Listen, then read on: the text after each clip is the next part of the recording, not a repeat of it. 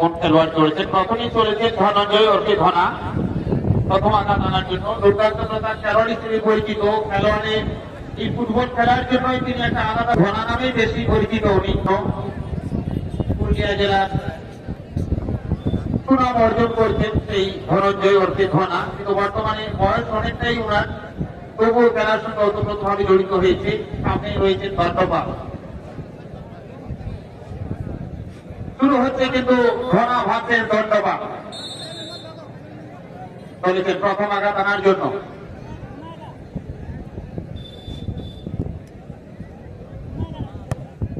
দুর্দান্ত প্লেসমেন্ট, সত্যি এই হলো উঁচু মানের খেলোয়াড়।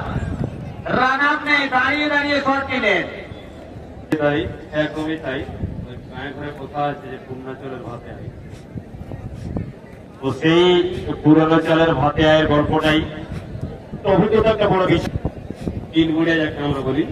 এবারে কিন্তু আরো একটা অভিজ্ঞ খেলোয়াড় গৌরবমুখী, যদিও এখন বর্ষিয়ার হয়ে গেছে, এভাবে নিজের সেরা পারফরমেন্স নেই, 100% ফিট নেই, কিন্তু এই টাইব্রেকার না প্রশ্নে দেখার নিজের অভিজ্ঞতাটাকে কতটা কাজে লাগাতে পারে। একটা সময় ইনি আইএসএল-এও প্রতিনিধিত্ব করেছেন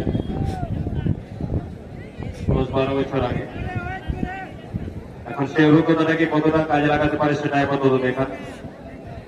এদিকে উদয় গো বর্তমান সময়ে পুরুলিয়া জেলার অন্তত একজন খ্যাতনামা গোলরক্ষক, ব্যাপারে হুইসেল এসেছে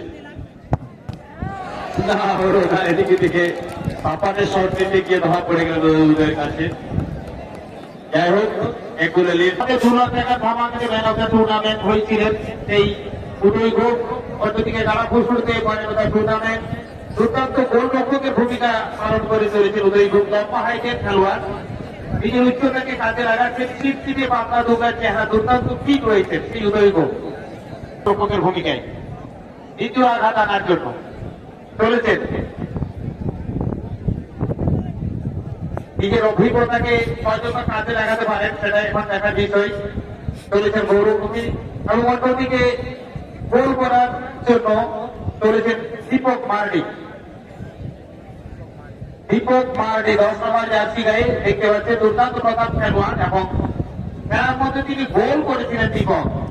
সেই দীপক আবার চলেছেন কিন্তু টাইব্রেকার পদ্ধতি অবলম্বন করার জন্য। और उसी के साथ छोटी सी राना अपना अनुभूति को इस्तेमाल करते हैं। दीपक जी वो बहुत बड़े खिलाड़ियों का रूप में जाने जाते हैं, सामना करेंगे इस बार गौरवमुखी।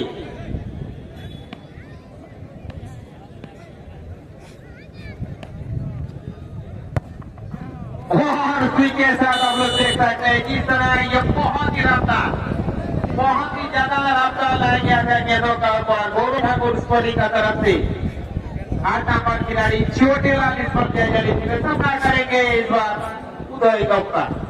तो बहुत ही बेहतरीन गोलकीपर का रूप में पुरुलिया में, खास करके पुरुलिया, झारखंड और उड़ीसा में भी अपना नाम छोड़ के आ चुके हैं। वो इसी उदय गुप्ता में अभी जाते होंगे और सामना करेंगे, लेकिन छोटेलाल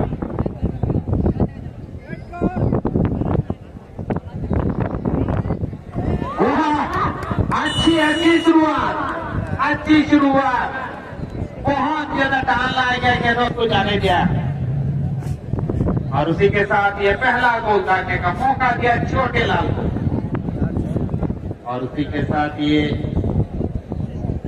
तीसरा गोल दागने का प्रयास है। इस बार सुपर टूडू को लाया गया, ड्रीम 11 बारी सुपर टूडू सामना करें गौरवमुखी। अनुभवी, बहुत ही ज्यादा अनुभवी खिलाड़ी। अच्छी शॉट, और उसी के साथ तीसरा गोल। तीसरा गोल लेने के लिए कौन सा खिलाड़ी आएंगे? धीरे पैदल जा रहे हैं बैंड बजाने के लिए, सबका बैंड बजाने के लिए इस बार देखना पड़ेगा राजा कहां तक उभर कर आएंगे। यार ये घमासान हाथ में इसको गोल करना पड़ेगा किसी भी हालत पर। राजा को सामना करेंगे उदय को, बेहतरीन गोल की थी।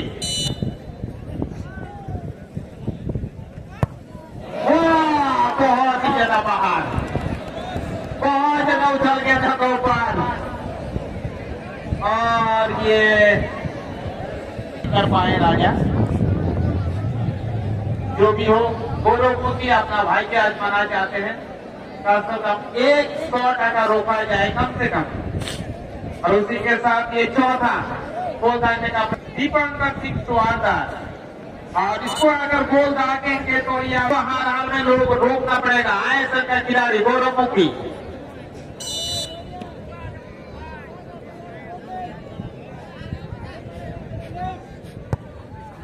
और गोल उसी के साथ ये जीत हासिल करते हुए ड्रीम 11 बारिश